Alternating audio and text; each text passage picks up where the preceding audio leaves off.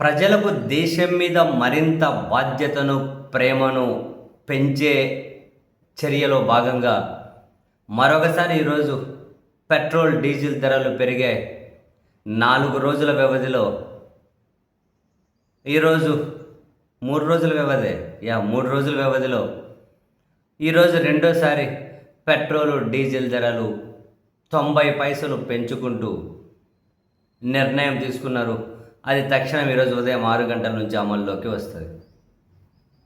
యాక్చువల్గా ఒకేసారి పెంచితే ప్రజల నుంచి వ్యతిరేకత వస్తుంది అని చెప్పి రెగ్యులర్గా పెంచారనుకో, 2 రోజులకోసారి, 3 రోజులకోసారి, 4 రోజులకోసారి ఇలా పెంచుకుంటూ వెళ్ళారు అనుకోండి, నొప్పి తెలియకుండా ప్రజలకు మంచిగా దొబ్బుతూ పోవచ్చు కదా.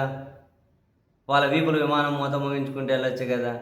ఒకసారి మాట్లాడుకుంటారు, 2 సార్లు మాట్లాడుకుంటారు, తర్వాత అలవాటు అయిపోతుంది. ఆంధ్రప్రదేశ్ కదా, ప్రతి మంగళవారం అప్పులు తెచ్చుకుంటూ ఉంటే ఎన్ని మంగళవారాల గురించి రోజు బ్రేకింగ్ న్యూస్లు వేస్తారు.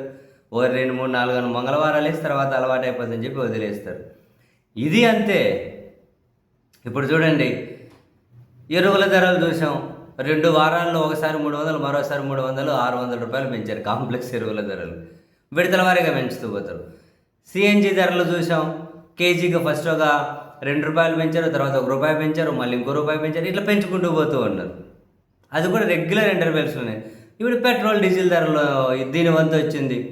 ఫస్ట్ 3 రూపాయలు, తర్వాత రూపాయి, మళ్ళీ ఇది ఇక్కడగానే ఏం అయిపోలే. ఇదంతా ఫస్ట్ అదైతే సినిమాల భాషలో చెప్పాలి అంటే ఫస్ట్ గ్లిమ్స్ రిలీజ్ అయ్యాయి, ట్రైలర్ రిలీజ్ అయింది, ఇంకో ట్రైలర్ రిలీజ్ అయింది, పాట రిలీజ్ అయింది అంటారు కదా. ఇవి కూడా అంతే.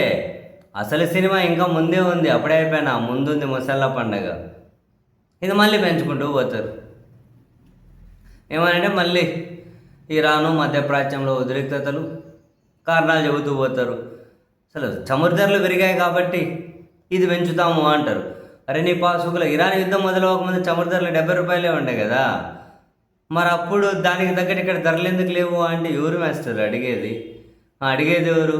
అడిగిన వాళ్ళందరూ దేశద్రోహులు.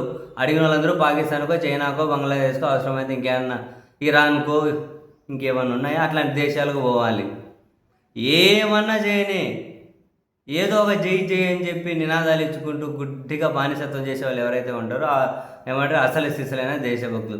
ఆ విధంగా అందరినీ బ్రెయిన్స్ ట్యూన్ చేసి పెట్టేశారు బ్రహ్మాండంగా. ఇది ఒక ట్రాప్ కూడా. ఏమన్నానా అసలు ఎంత శుచి మెత్తగా నెత్తి మీద బండలు వేసుకుంటూ పోతున్నారు చూడండి. కళాకారులు మాస్టరు, కళాకారులు.